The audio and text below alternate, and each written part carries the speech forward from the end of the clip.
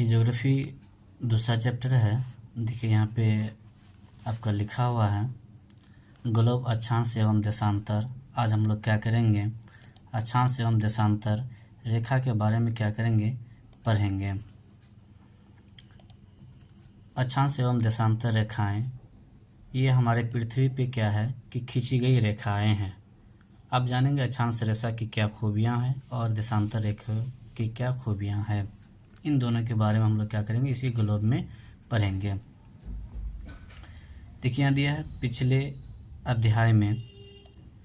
अध्याय में आप पढ़ चुके हैं कि हमारी पृथ्वी गोलाकार नहीं है।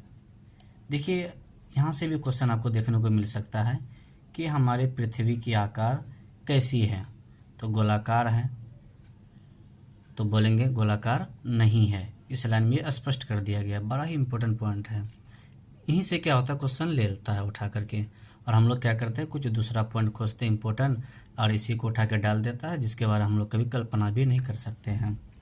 तो यहाँ पे स्पष्ट है हमारी पृथ्वी गोलाकार नहीं है। यह उत्तर एवं दक्षिण ध्रुवों पर थोड़ी चपटी तथा मध्य में थोड़ी उभरी हुई है। आप देखे होंगे ये जो है आपका, ये देखिए यहाँ पे जो है, यहाँ पे ये वाला भाग में ये हल्का सा क्या चपटी हुई है यहाँ पे, और ये वाला भाग में भी क्या है, हल्का सा चपटी हुई है यहाँ पे। लेकिन ये जो बीच वाला भाग है ना, ये आपका उभरा हुआ भाग है ज़्यादा। तो वही चीज़ यहाँ पे कहा है कि यह उत्तर एवं दक्षिणी ध्रुवों पर थोड़ी चपटी तथा मध्य में थोड़ी उभरी हुई है। क्या आप कल्पना कर सकते हैं कि यह कैसी दिखती है? क्या आप पता लगा सकते हैं यह कैसी दिखती है? अब यहाँ पे देखिए, इस संबंध में जानकारी प्राप्त करने के लिए आप अपनी कक्षा में सावधानीपूर्वक ग्लोब को देखिए। ये आपके सामने ग्लोब है। ग्लोब पृथ्वी का लघु रूप में एक वास्तविक प्रतिरूप है। लघु मतलब तो छोटा, ग्लोब क्या है, पृथ्वी का एक छोटा रूप है।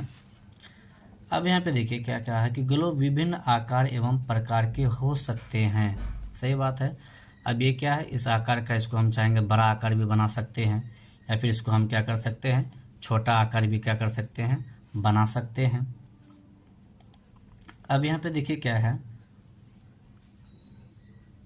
बड़े ग्लोब जो आसानी से एक स्थान से दूसरे स्थान नहीं ले जा सकते हैं। मान लीजिए तो ऐसे है, तो उठा करके कहीं से कहीं धर दिए। अगर बहुत बड़ा ग्लोब हो तो अगर हम उसको चाहेंगे कि बैग में कर लें, चले जाएं स्कूल लेकर के, ये संभव नहीं है। छोटा अगर ग्लोब है तो हम उसे बैग में भी क्या कर सकते हैं, लेकर के जा सकते हैं। वही चीज़ यहाँ पे स्पष्ट किया है। पॉकेट में रखने योग्य छोटे ग्लोब तथा गुब्बारे जैसे ग्लोब जिसमें हवा भरी जा सकती है एवं आसानी से एक स्थान से दूसरे स्थान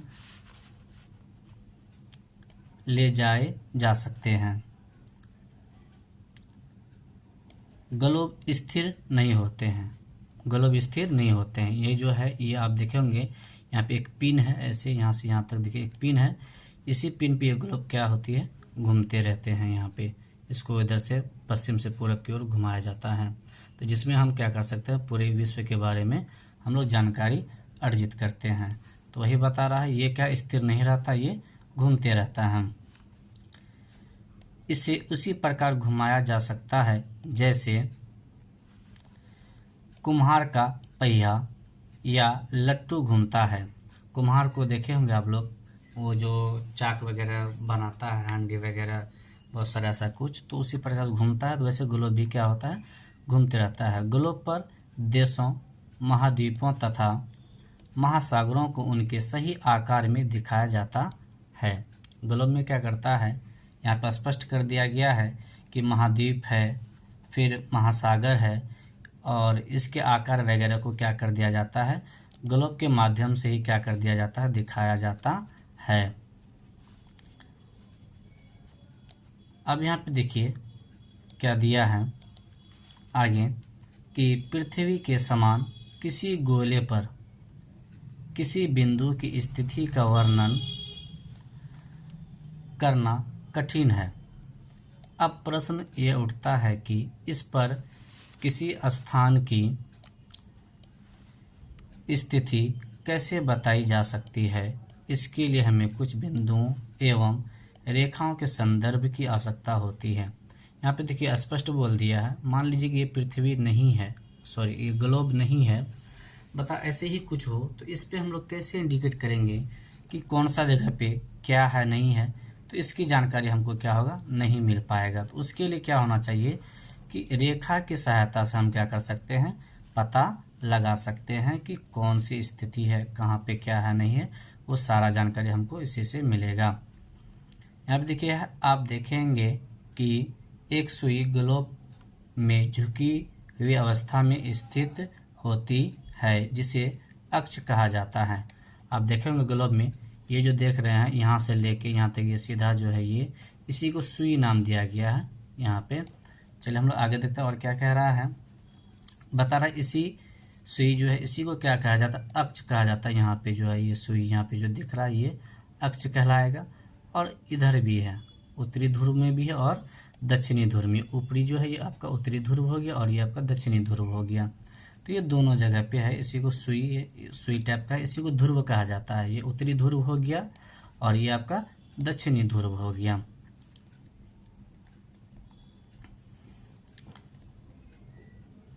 अक्ष कहा जाता है। ग्लोब पर वे दो बिंदु जिनसे होकर सुई गुजरती है उत्तर तथा दक्षिण ध्रुव है। अभी जस्ट आप लोगों को मैंने बताया ये जो है ये आपका दक्षिणी ध्रुव है और ये आपका क्या है, उत्तरी ध्रुव है। यहाँ पे थोड़ा सा आपको स्पष्ट करा देते हैं। ये जो देख रहे हैं आप यहाँ पे ये जो देख रहे हैं ये यही आपका क्या है, उत्तरी ध्रुव है और ये जो आपका क्या है ये दक्षिणी ध्रुव है। स्पष्ट है, यहाँ पे दिख रहा है ये वाला भाग ये उत्तरी ध्रुव कहलाएगा और ये आपका दक्षिणी ध्रुव कहलाएगा। और इसी को अक्ष भी बोलते हैं हम लोग, क्या बोलते हैं, अक्ष भी बोलते हैं। ग्लोब को इस सुई के चारों ओर पृथ्वी की भांति पश्चिम से पूरब की ओर घुमाया जा सकता है। यानी कि पूरब से पश्चिम, ये आपका उत्तर हो गया और ये दक्षिण हो गया, ये हो गया पूरब, ये क्या हो गया आपका पूरब हो गया। इधर से क्या कर दिया जाता है, इसको घुमाया जाता है पूरब से, सॉरी उत्तर दक्षिण, पूरब ये हो गया, पश्चिम ये हो गया। इधर से क्या कर दिया जाए, इसको घुमाया जाता है पश्चिम से पूरब की ओर। अब यहाँ पे देखिए क्या है, लेकिन याद रखें इन दोनों में एक अंतर है। दोनों अक्षों में क्या है, अंतर है। पृथ्वी पर वास्तव में ऐसी कोई सुई नहीं है। यहाँ देखिए ये जो है ना, ये जो अभी हम बताएं ये जो सुई है बता रहा है, ये तो आपको ग्लोब में दिखा रहा है ताकि आपको ये पूरा भाग दिखे, इसलिए ये सुई डाला गया है ताकि घुमा करके आपको पूरा दिखाया जा सके। लेकिन पृथ्वी में ऐसी कोई सुई वगैरह नहीं है। यहाँ पे स्पष्ट किया जा रहा है। यह अपने अक्ष पर चारों ओर घूमती है जो एक काल्पनिक रेखा है। पृथ्वी जो है जिस पे हम लोग रह रहे हैं वो भी क्या होती है, घूमती है, लेकिन वो अपने अक्ष पे घूमती है और वहाँ जो रेखा है वो रेखा क्या है, काल्पनिक रेखा है। अब यहाँ पे देखिए एक अन्य काल्पनिक रेखा भी ग्लोब को दो भागों में बांटती है। इसे विषुवत कहा जाता है। ये आप देख रहे हैं, इसको क्या कर रहा है, कोई रेखा है ऐसे बीचों बीच, इसको क्या कर रहा है, बांट रहा है, विभाजित कर रहा है, दो भागों में बांट रहा है। तो बता रहा है इसी को क्या कहा जाता है, विषुवत कहा जाता है। वही चीज़ यहाँ पे क्या कर दिया गया, दर्शाया, विषुवत कहा जाता है। पृथ्वी के उत्तर में आपको अभी जस्ट हम बताए थे, ऊपर क्या उत्तर है, इधर दक्षिण, इधर पूरब, इधर पश्चिम है। अब यहाँ पे देखिए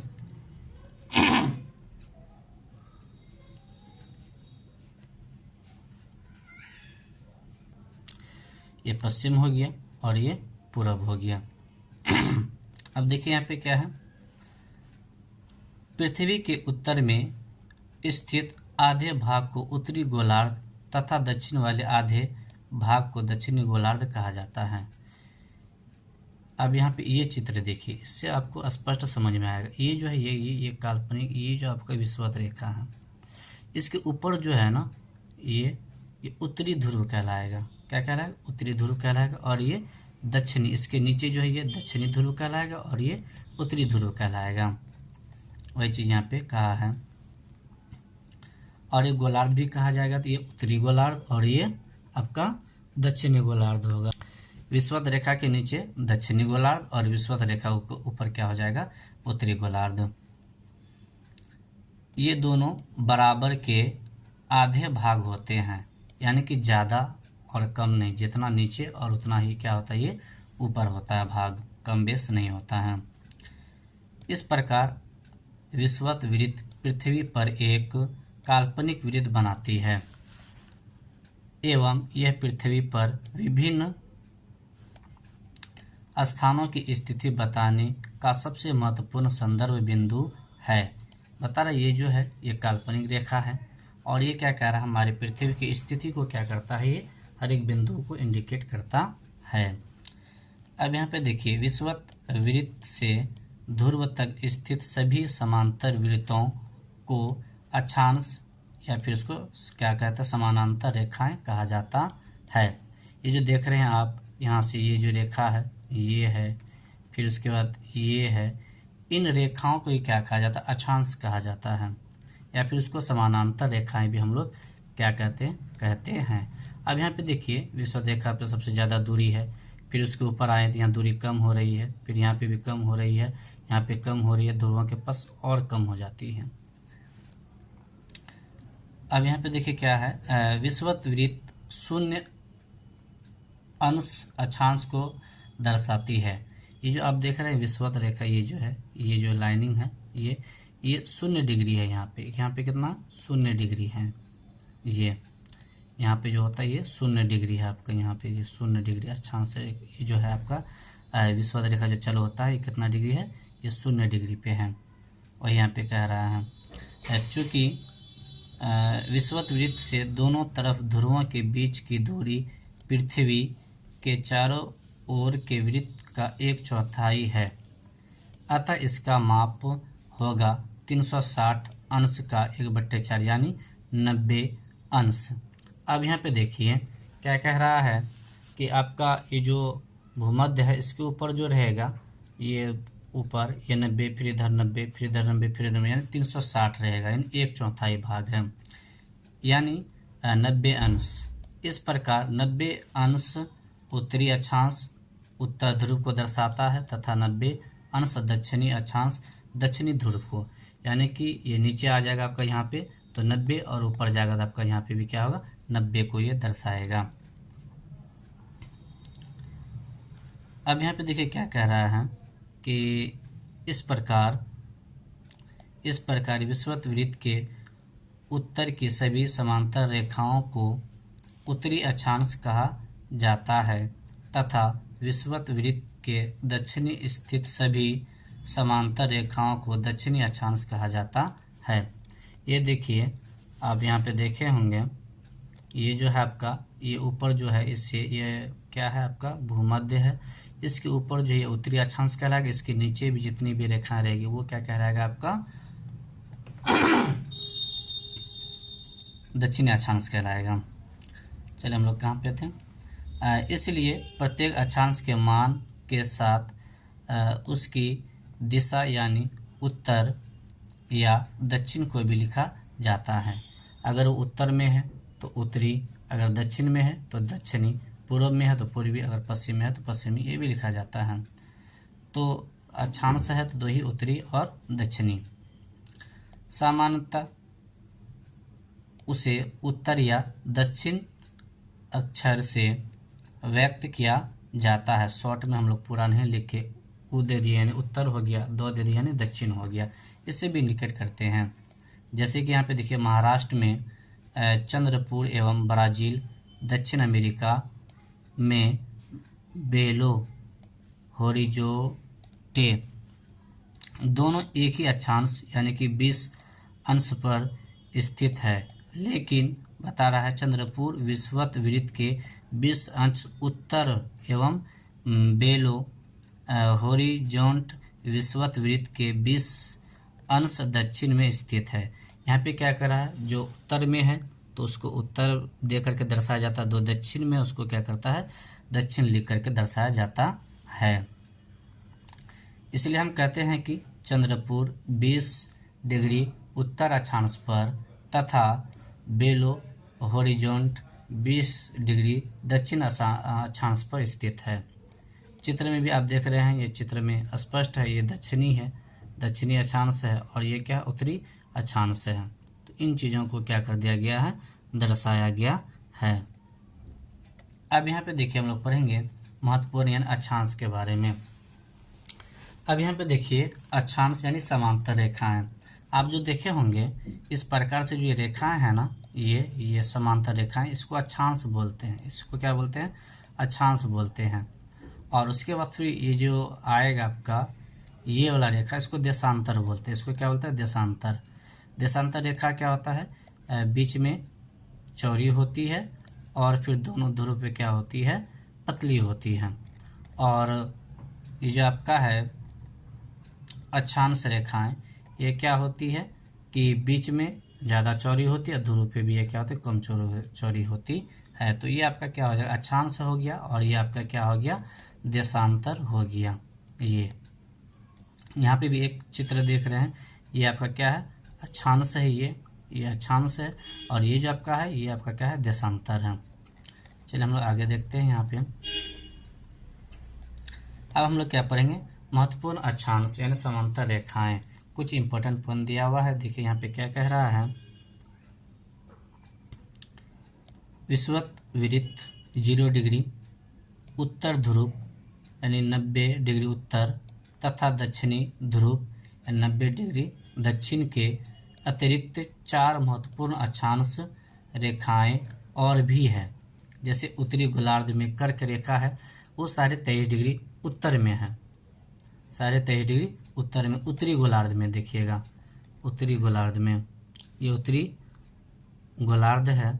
अब यहाँ पे देखिए 23.5 डिग्री है, ये जो है आपका ये उत्तरी है, ये कितना 23.5 डिग्री है। और उसके बाद फिर ये भी आपका क्या है, दक्षिणी है, ये भी आपका कितना है, 23.5 डिग्री है। वही चीज़ यहाँ पे कहा है कि विषुवत वृत्त यानी 0 डिग्री, ये जो है आपका ये विषुवत वृत्त है, ये देखिए एंगल कितना है, 0 डिग्री है। विषुवत वृत्त की जो रेखा की जो एंगल बनती है वो कितना पे, 0 डिग्री का कहलाता है। और फिर आपको बताएगा ये उत्तरी अक्षांश जो है 23 डिग्री और दक्षिणी अक्षांश ये भी क्या है, 23.5 डिग्री, ये भी 23.5 डिग्री है। अब यहाँ पे देखिए क्या है, उत्तरी गोलार्ध में कर्क रेखा 23.5 डिग्री उत्तर में है। और फिर कह रहा है दक्षिणी गोलार्ध में मकर रेखा, ये भी 23.5 डिग्री दक्षिण में है। ये देखिए आपका उत्तरी भाग है, और ये आपका क्या है, दक्षिणी भाग है। दक्षिणी भाग में क्या आपका मकर रेखा है, और उत्तरी भाग में आपका क्या है, कर्क रेखा है। ये कर्क रेखा का कितना 23.5 डिग्री है, ये मकर रेखा भी आपका कितना है, 23.5 डिग्री है। तो ये उत्तरी भाग में और ये दक्षिणी भाग में है। वही चीज़ यहाँ पर स्पष्ट किया है, तो इसलिए 2 दे दिया, दक्षिण हो गया, उ दे दिया, उत्तर हो गया। विषुवत वृत्त के 66.5 डिग्री उत्तर में उत्तर ध्रुव क्या है, उत्तर में उत्तर ध्रुव कितना 66.5 डिग्री है। यहाँ पे देखिए आप 66.5 डिग्री, ये है आपका उत्तर में 66.5 डिग्री है, उत्तरी ध्रुव है। अब ये देखिए आपका दक्षिणी ध्रुव है, ये भी कितना आपका 66.5 डिग्री, ये आपका दक्षिणी ध्रुव है। वही चीज़ यहाँ पर स्पष्ट किया है। विषुवत रेखा के 66.5 डिग्री दक्षिण में दक्षिणी ध्रुव वृत्त है। तो चलिए ये तो वहाँ इम्पोर्टेंट पॉइंट है चित्र में जो आपको मैंने दर्शा दिया, दिखा दिया है। अब यहाँ पे हम लोग पढ़ेंगे पृथ्वी के ताप कटिबंध। पृथ्वी पे किस रेखाओं पे क्या ताप है, क्या देखने को मिलता है, वहाँ की मानसून में क्या निर्भर है, कहाँ गर्मी ज़्यादा कम, वो सब यहाँ पे देखने को मिलेगा। अब यहाँ पे देखिए कर्क रेखा एवं मकर रेखा के बीच के सभी अक्षांश पर सूर्य वर्ष में एक बार दोपहर में सिर के ठीक ऊपर होता है, इसलिए इस क्षेत्र में सबसे अधिक ऊष्मा प्राप्त होती है। देखिए अब यहाँ पे क्या कहा है, कर्क रेखा एवं मकर रेखा के बीच। आप यहाँ पे देखे होंगे ये आपका क्या है, कर्क रेखा है, और ये आपका क्या है, मकर रेखा। इसी के बीच ये जो है विषुवत रेखा, ये उष्णकटिबंध है। क्या है, उष्णकटिबंध है। इस पे जब सूरज की रोशनी पड़ती है ना, तो वो लंबवत पड़ती है, सीधा पड़ती है, तो यहाँ काफ़ी कड़ाके की गर्मी देखने को मिलता है। उसी चीज़ को यहाँ पे स्पष्ट किया, सबसे अधिक ऊष्मा प्राप्त होती है। ऊष्मा बोले तो गर्मी। अब यहाँ पे देखिए होती है तथा इसे उष्ण कटिबंध कहा जाता है। कर्क रेखा तथा मकर रेखा के बाद किसी भी अक्षांश पर दोपहर का सूर्य कभी भी सिर के ऊपर नहीं होता है। चाहे वो आपका क्या हो, कर्क रेखा हो या मकर रेखा हो, उसके सिर पे कभी भी सूर्य देखने को नहीं मिलेगा, मतलब वहाँ काफ़ी ज़्यादा गर्मी देखने को नहीं मिलेगा। ध्रुव की तरफ सूर्य की किरणें तिरछी होती है। देखिए जब तिरछी होगी तो वहाँ गर्मी बहुत कम होगी। इस प्रकार उत्तरी गोलार्ध में कर्क रेखा एवं उत्तर ध्रुव वृत्त तथा दक्षिणी गोलार्ध में मकर रेखा एवं दक्षिणी ध्रुव वृत्त के बीच वाले क्षेत्र का तापमान मध्यम रहता है। मध्यम मतलब ना गर्मी और ना ज़्यादा ठंडी, इसीलिए इन्हें क्या कहा जाता है, शीतोष्ण कटिबंध कहा जाता है, क्योंकि इस जगह पे ना ज़्यादा गर्मी ना ज़्यादा ठंडी रहता है। उत्तरी गोलार्ध में उत्तर ध्रुव वृत्त एवं ध्रुव तथा दक्षिणी गोलार्ध में दक्षिणी ध्रुव वृत्त एवं दक्षिणी ध्रुव के बीच के क्षेत्र ठंड बहुत होती है। देखिए यहाँ पे स्पष्ट कर दिया, उत्तरी गोलार्ध में उत्तर ध्रुव यानी कि आपका अक्ष के पास, और बता रहा वृत्त, एवं उत्तरी ध्रुव तथा दक्षिणी गोलार्ध में दक्षिणी ध्रुव वृत्त एवं दक्षिणी ध्रुव के बीच के क्षेत्र ठंड बहुत होती है। जब आप आइएगा यहाँ पे इस जगह में, यहाँ के बारे में बोल रहा है, यहाँ पे अत्यधिक ठंड देखने को मिलेगा, यहाँ पे भी और यहाँ पे भी अत्यधिक ठंड देखने को मिलेगा। इसलिए यहाँ पे देखिए क्या क्या उत्तरी शीत कटिबंध दिया है, यहाँ पे ठंड ज़्यादा देखने को मिलेगा, और यहाँ पे भी आपका है शीत कटिबंध, यहाँ पे भी आपको ठंड ज़्यादा देखने को मिलेगा, क्योंकि वहाँ पे सूर्य का प्रकाश नहीं के बराबर पहुँच पाता है, क्योंकि यहाँ सूर्य क्षैतिज से ज़्यादा ऊपर नहीं आ पाता है, इसलिए ये शीत कटिबंध कहलाते हैं, मतलब वहाँ सूर्य का रोशनी नहीं पहुँच पाता। अब हम लोग आएंगे देशांतर क्या है। ये जो रेखाएं हैं, इसी रेखा को हम लोग क्या कहते हैं, देशांतर रेखा कहते हैं। देशांतर रेखा देखिए ध्रुवों के पास जो है यहाँ पे क्या होता है, कम चौड़ा, लेकिन बीच में क्या होता है, ज़्यादा चौड़ा होता है, ये सब है। और इधर से जो रहेगा वो आपका क्या रहेगा, अक्षांश रहेगा। इस प्रकार से रहेगा तो वो आपका अक्षांश रहेगा, और इस प्रकार से ऊपर से नीचे जो है ये आपका क्या है, देशांतर रेखा है। अब चलिए हम लोग आते हैं इसमें, किसी स्थान की स्थिति को बताने के लिए उस स्थान के अक्षांश के अतिरिक्त कुछ और जानकारियों की आवश्यकता भी होती है। सही बात है, सिर्फ हम लोग क्या करेंगे, अक्षांश से हम उसके स्थिति के बारे में मालूम नहीं कर पाएंगे, सीधे अक्षांश और देशांतर दोनों के बारे में हमको क्या होनी चाहिए, जानकारी होनी चाहिए। आप देख सकते हैं कि प्रशांत महासागर में स्थित टोंगा द्वीप एवं हिंद महासागर में स्थित मॉरिशस द्वीप एक ही अक्षांश यानी कि 200 डिग्री दक्षिण पर स्थित है। उनकी सही स्थिति जानने के लिए यह पता करना होगा कि ध्रुव उत्तरी ध्रुव को दक्षिणी ध्रुव से जोड़ने वाली संदर्भ रेखा से पूर्व या पश्चिम की ओर इस स्थानों की दूरी कितनी है। इन संदर्भ रेखाओं को देशांतरीय यमोत्तर कहते हैं। देखिए कोई भी जगह है, उसके उत्तर में क्या है, दक्षिण में क्या है, उन चीज़ों के बारे में जानकारी लेना बड़ा ही ज़रूरी है, तब जाकर के उस जगह के बारे में हम लोग क्या कर सकते हैं कि एक स्थिर और स्थिति हम लोग पता कर सकते हैं कि ये एक्चुअली जो करेक्ट लोकेशन है ये क्या है। अगर हमको और चारों ओर अक्षांश और देशांतर के बारे में मालूम नहीं रहेगा तो हम उस स्थिति के बारे में एक्चुअली जो करेक्ट स्थिति होती है एक्चुअल, वो हम लोग क्या कर पाएंगे, नहीं बता पाएंगे। इसलिए दोनों का देखना जरूरी है, और इसके संदर्भ में जो रेखा होती है वही क्या कहलाती है, देशांतरीय यमोत्तर कहते हैं, तथा उनके बीच की दूरी को देशांतर के अंशों में मापा जाता है। प्रत्येक अंश को मिनट में तथा मिनट को सेकंड में विभाजित किया जाता है। समय का मात्रक सेकंड होता है सबसे छोटा। ये अर्धवृत्त तथा उनके बीच की दूरी ध्रुवों की तरफ बढ़ने पर घट जाती है। ये जो आप देख रहे हैं ये है, ये यहाँ पे देखिए दूरी कितना ज़्यादा है, यहाँ पे दूरी ज़्यादा है, फिर यहाँ पे क्या है उससे कम है, फिर यहाँ पे क्या उससे भी कम है, ये ध्रुव है यहाँ पे बहुत कम है। वही चीज़ यहाँ पे कह रहा है कि देशांतर रेखाओं के ध्रुवों की ओर जाने पे दूरी क्या होती है, घटती है, बढ़ती है, बराबर रहती है, या इनमें से कोई नहीं। तो क्या होती है, ध्रुवों को ओर जाने पे इसकी दूरी क्या होती है, कम हो जाती है। ये चीज़ क्या कीजिएगा, याद रखिएगा। क्वेश्चन में यहाँ इस पॉइंट से क्वेश्चन जरूर देखने को मिलेगा एग्जाम में। घटती जाती है एवं ध्रुवों पर शून्य हो जाती है। यहाँ पे आने के बाद क्या हो जाता है, शून्य हो जाती है। जहाँ सभी देशांतरीय याम्योत्तर आपस में मिलती है। फिर यहाँ पे इधर से भी देशांतर रेखाएं, इधर से भी हर जगह से देशांतर रेखाएं यहाँ आके क्या होती है, मिलती है। अक्षांश या समानांतर रेखा से भिन्न सभी देशांतरीय याम्योत्तरों की लंबाई समान होती है। अब यहाँ पे देखिए ये जो रेखा है, ये इसकी जो लंबाई है बता रहा समान है, इधर भी यहाँ से भी ऐसे समान है। इन दोनों के बीच की दूरी क्या होता है, ये जो दूरी है यहाँ से यहाँ तक, यहाँ से यहाँ तक, ये रेखा जो है आपका देशांतरीय रेखा, ये जो है ये आपका देशांतरीय रेखा है। और इसके बीच की जो दूरी बता रही है, ये जो दूरी है ये क्या हर जगह आपको समान देखने को मिलेगा, इसमें कोई फ़र्क देखने को नहीं मिलेगा। लेकिन इसी पे अगर हम लोग क्या करते हैं कि देशांतर रेखा में आते हैं तो हम लोग को क्या होता है, दूरी समान देखने को नहीं मिलता है।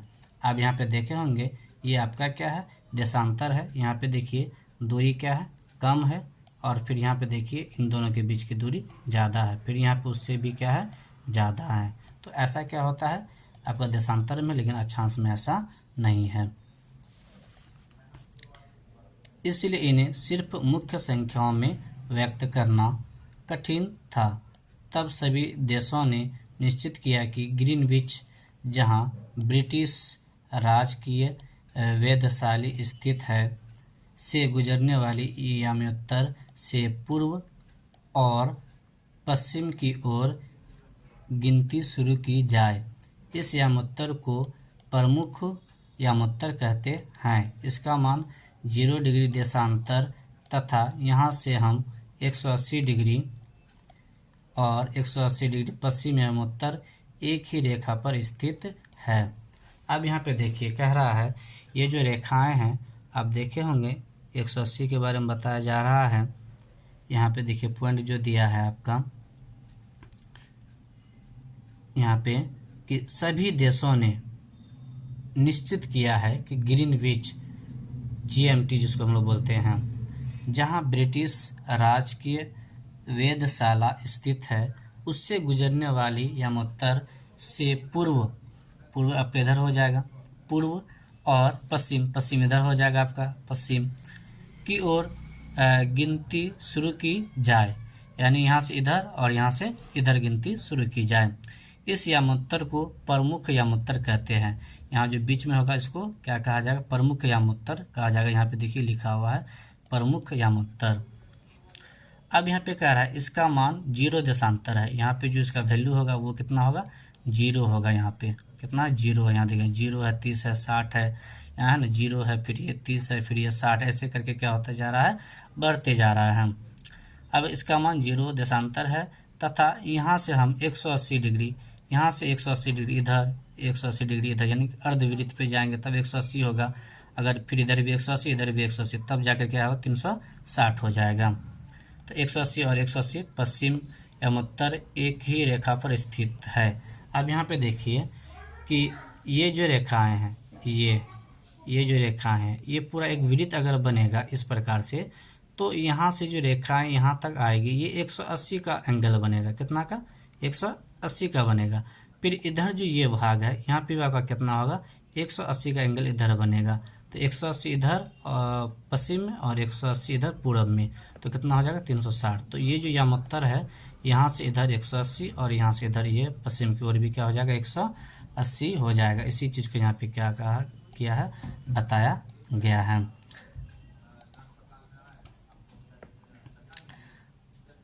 अब गोलों पर अक्षांश यानी समांतर रेखाओं एवं देशांतरी याम्योत्तर के द्वारा बनी ग्रिड को देखो। अगर आपको किसी स्थान के अक्षांश एवं देशांतर की सही जानकारी हो तो ग्लोब पर आप उस स्थान का पता आसानी से लगा सकते हैं। अगर आपको अक्षांश और देशांतर दोनों रेखा के बारे में मालूम हो कि फलाना जगह ये रेखा पे है, वो रेखा पे है, तो आप उसी के बीच है फलाना जगह पे, तो आप दोनों रेखाओं को खोज करके उसके एक्चुअली कहाँ पे है उसका पता आप लगा सकते हैं। उदाहरण के लिए बता रहा असम में धुबरी बता रहा है कि 26 डिग्री उत्तर अक्षांश में है एवं 90 डिग्री पूर्वी देशांतर पे स्थित है। तो मतलब क्या करेंगे कि अक्षांश में देखा जाएगा कि धुबरी जो है वो कहाँ पे है, 26 डिग्री उत्तर अक्षांश में, उत्तर अक्षांश मतलब ऊपर की ओर।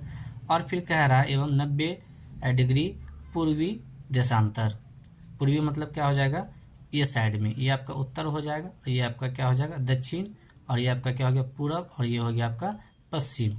ये 4 दिशा हो गया।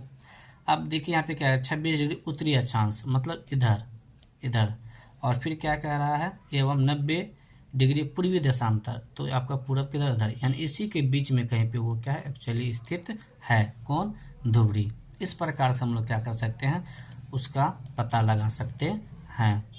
तो आपको क्या होना चाहिए, ये चीज़ दिशा मालूम होनी चाहिए, अक्षांश और देशांतर रेखा भी मालूम होनी चाहिए। अब उस बिंदु को देखें जहां ये दोनों रेखाएं एक दूसरे को काटती है, यह बिंदु धुबरी की सही स्थिति होगा। जैसे अभी आपको मैंने बताया, ये उत्तर है, ये दक्षिण है, ये पूरब है और ये पश्चिम है। अब यहाँ से क्या कर दी, ये आपका अक्षांश रेखा है, ये आपका अक्षांश रेखा है, ये आपका अक्षांश रेखा है, इस प्रकार से। और ये क्या है आपका देशांतर रेखा है, ये आपका क्या है देशांतर रेखा, ये आपका देशांतर रेखा है, ये आपका क्या देशांतर रेखा, ये आपका देशांतर रेखा है, और ये अक्षांश रेखा है।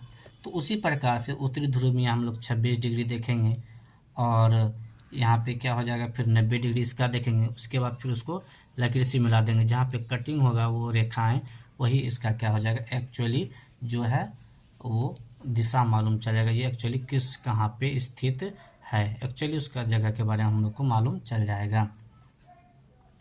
अब यहाँ पे देखिए क्या बोला है कि इसको समझने के लिए कागज पर समान दूरी वाली क्षैतिज तथा ऊर्ध्वाधर रेखा खींचिए। ऊर्ध्वाधर रेखाओं को संख्या 1 2 3 4 तथा क्षैतिज को क्या करिए क ख ग घ अक्षरों से क्या करें आप व्यक्त करें, यानी कि आप इसको क्या कर सकते हैं ग्राफ कॉपी में भी बना सकते हैं, उस प्रकार से उसका पता आप कर सकते हैं, वही चीज़ इसमें दिया हुआ है। ये देखिए आपका इसमें क्या कर दिया है, पूरा का पूरा चित्र दिया हुआ, पूरा आपका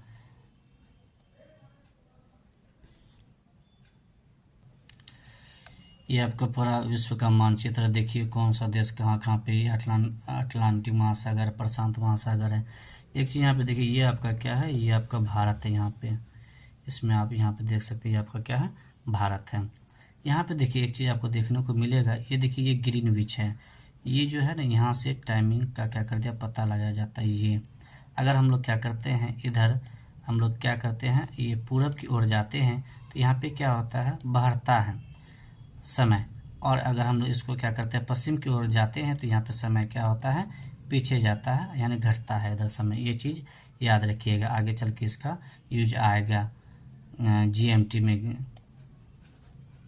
कि जाने पे किधर। अगर हम लोग क्या करते हैं, ये ग्रीनविच है, यहाँ पे देखिए लिखा हुआ है ग्रीनविच, यहाँ पे ग्रीनविच है।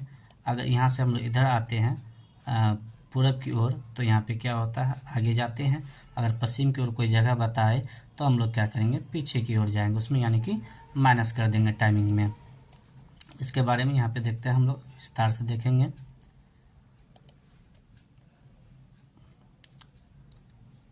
ये रहा आपका देशांतर और समय के बारे में। अब चलिए हम लोग क्या करते हैं इसको देखते हैं। हम कहा है कि समय को मापने का सबसे अच्छा साधन पृथ्वी, चंद्रमा एवं ग्रहों की गति है। सूर्योदय एवं सूर्यास्त प्रतिदिन होता है, सही बात है, अतः स्वाभाविक है कि यह पूरे विश्व में समय निर्धारण का सबसे अच्छा साधन है। सही बात है कि किस टाइम में सूर्य निकलता है और किस टाइम में वो क्या तो डूबते हैं, वो चीज़ सूर्योदय और सूर्यास्त के वो दोनों समय है।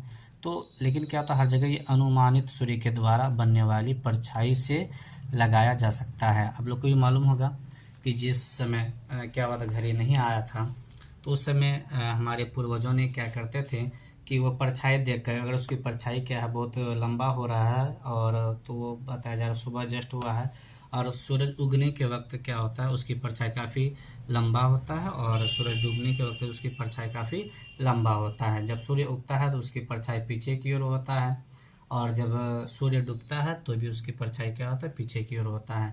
तो ऐसे में अगर उसकी परछाई जब काफ़ी छोटा हो जाता है, उसके हाइट से भी छोटा हो जाता है, तो पता चलता है कि सूर्य हमारे क्या सिर के ऊपर है, मतलब आधा दिन क्या हो चुका, समाप्त हो चुका है। तो इस प्रकार से वो लोग पता लगाते थे।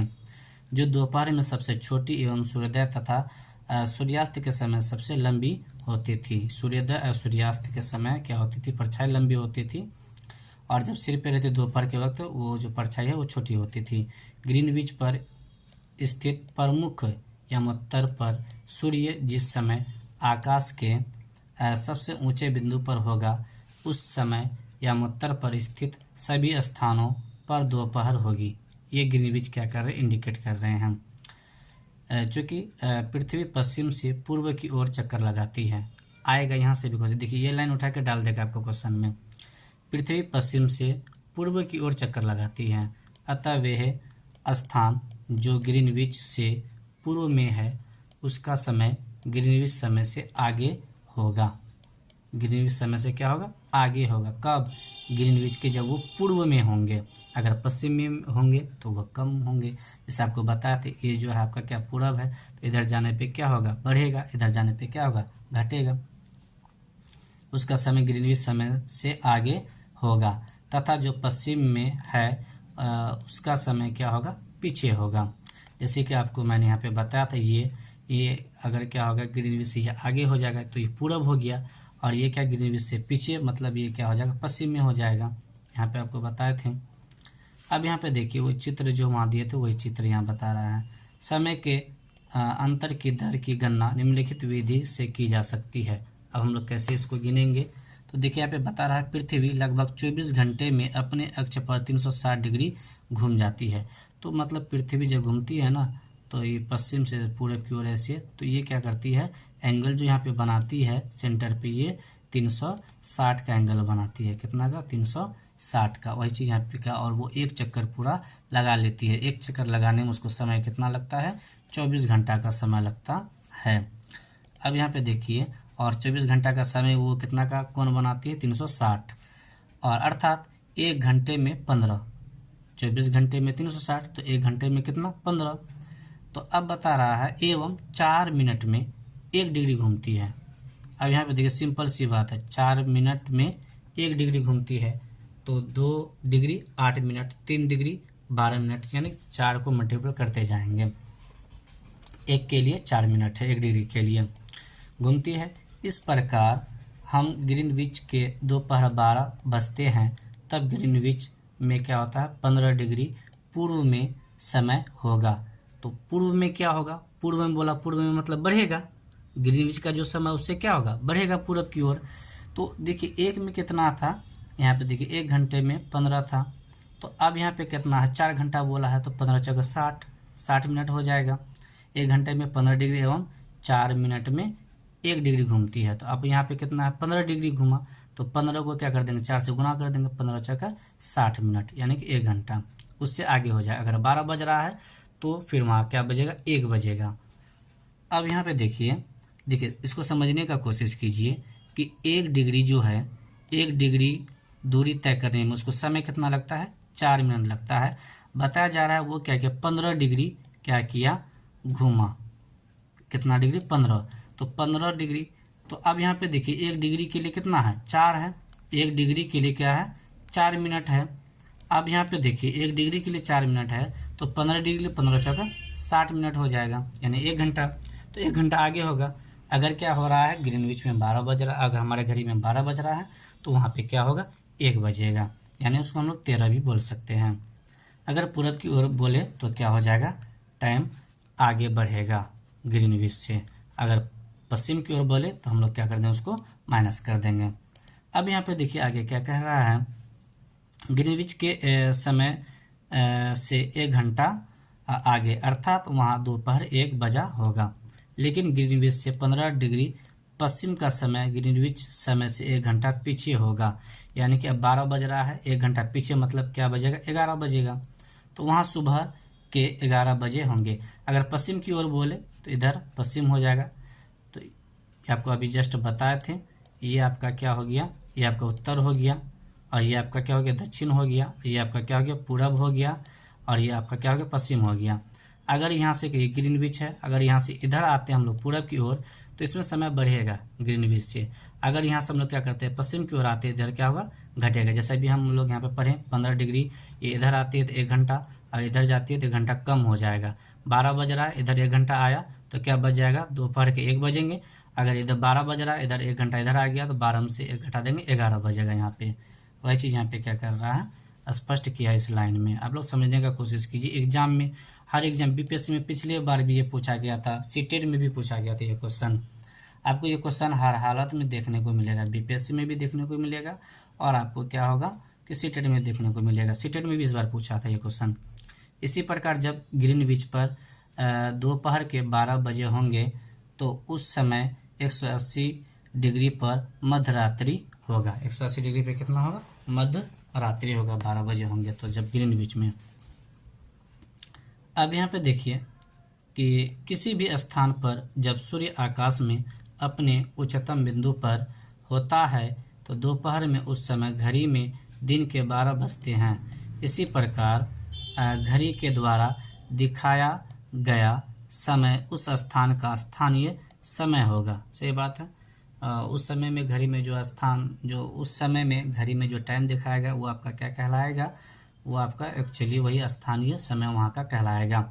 आप देख सकते हैं कि दिए गए देशांतरी एवं उत्तर पर सभी स्थानों का स्थानीय मान समय समान है। यानी कि वहाँ के स्थान की जगह पे वहाँ का समय क्या होगा, समान ही होगा, कुछ अलग देखने को नहीं मिलेगा। हम मानक समय क्यों अपनाते हैं, क्योंकि मानक समय उस जगह का क्या होता है, एक्चुअली जो टाइमिंग होता है वो बताता है। अलग अलग यमोत्तर पर स्थित स्थानों पर स्थानीय समय में अंतर होता है। अगर क्या हो रहा, अलग अलग यमोत्तर पर, अगर यहाँ पे है तो यहाँ पे समय कुछ और दिखाएगा। अगर हम लोग क्या करेंगे, ग्रीनविच के अगर पश्चिम की ओर जाएंगे तो वहाँ पे कुछ और समय दिखाएगा, अगर इधर आएंगे तो यहाँ पे समय कुछ और दिखाएगा। इसीलिए यहीं पे बता रहा है कि उदाहरण के लिए बहुत से देशांतरों से होकर गुजरने वाली रेलगाड़ियों के लिए समय सारणी तैयार करना कठिन होगा। भारत में गुजरात के द्वारका तथा असम के डिब्रूगढ़ के स्थानीय समय में लगभग 1 घंटा 45 मिनट का अंतर होगा। इसलिए यह आवश्यक है कि देश के मध्य भाग से होकर गुजरने वाली किसी यमोत्तर के स्थानीय समय को देश का मानक समय माना जाए। देखिए अगर मानक समय नहीं मानता तो बता रहा है गुजरात में कुछ और समय देखा था, डिब्रूगढ़ में कुछ और समय देखा था। इसीलिए क्या कर दिया गया है कि देश के जो बीच में उसको मानक समय माना गया, उसी समय से क्या कर दिया गया, सबका समय तैयार किया गया। ताकि नहीं तो क्या होता, वहाँ कुछ और बताता और यहाँ वो समय कुछ और बताता, लोग कन्फ्यूज हो जाते हैं।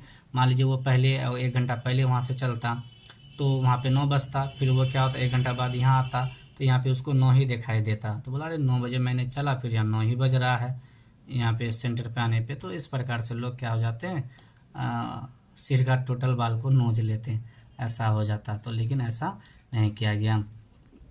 इसलिए बता समय को देश का मानक समय माना जाए, वहीं से समय का क्या हो जाएगा, निर्धारण होगा। अब यहाँ पे देखिए स्थानीय समय को पूरे देश का मानक समय माना जाता है। भारत में 82.5 डिग्री पूरब यानी कि 82.5 डिग्री पूरब को मानक यमोत्तर माना गया है। भारत में बताया जा रहा है, भारत में 82.5 डिग्री पूरब को ही क्या कर दिया गया है, मानक यमोत्तर माना गया है। इस यमोत्तर के स्थानीय समय को पूरे देश का मानक समय माना जाता है। इसे भारतीय मानक समय के नाम से जाना जाता है। तो पूछेगा कि भारत में जो मानक समय है वो कितना माना जाता है, तो बोलेंगे 82.5 डिग्री पूरब। कबीर भोपाल के निकट एक छोटे से नगर में रहता है। वो अपने मित्र आलोक से कहता है कि वे लोग आज रात्रि में नहीं सो पाएंगे।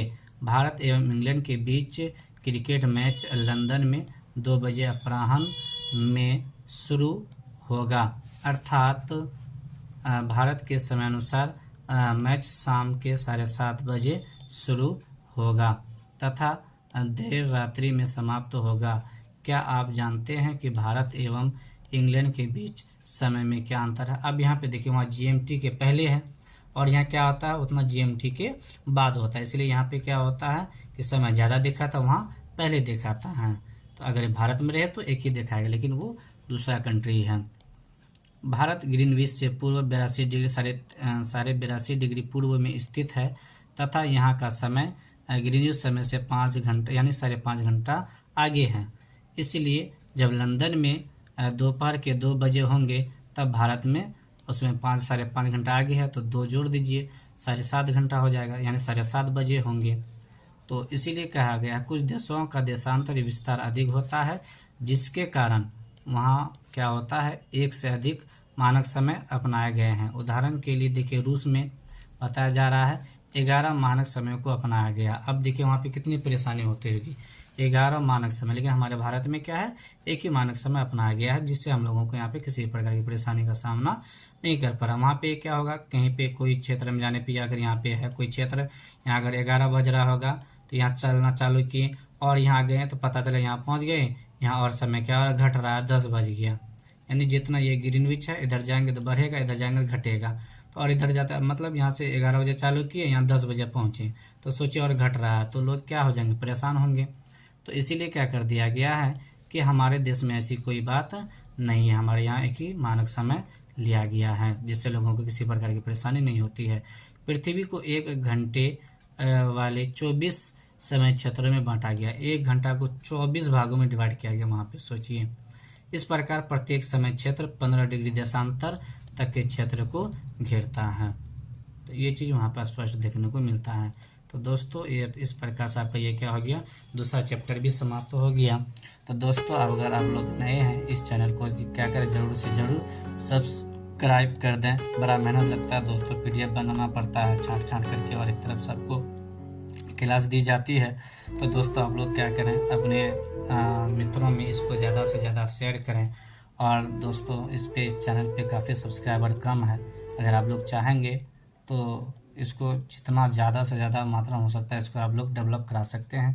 इसलिए दोस्तों, समय रहते हुए आप क्या करें, हमारा हेल्प करें, मदद करें, और इसको क्या करें, ज़्यादा से ज़्यादा शेयर और सब्सक्राइब करें, लाइक करना ना भूलें दोस्तों, क्योंकि आप लोगों के लिए ही मैंने इतना किया है। तो आप लोग का दायित्व बनता है कि आप भी क्या करें, मेरा हेल्प करें, और हमारा चैनल क्या हो, ग्रोथ हो, और ज़्यादा से ज़्यादा लोगों तक शेयर करें, ताकि आपका सपोर्ट हमको मिले और हम भी आगे बढ़ें, और मेरा चैनल भी क्या करे, ग्रोथ करे। और आप लोगों के लिए मैं इसी प्रकार से क्या करूँगा, इससे बेहतर से बेहतर वीडियो ला करके आप लोग को देने का मैं काम करूँगा। ठीक है दोस्तों, जय हिंद दोस्तों।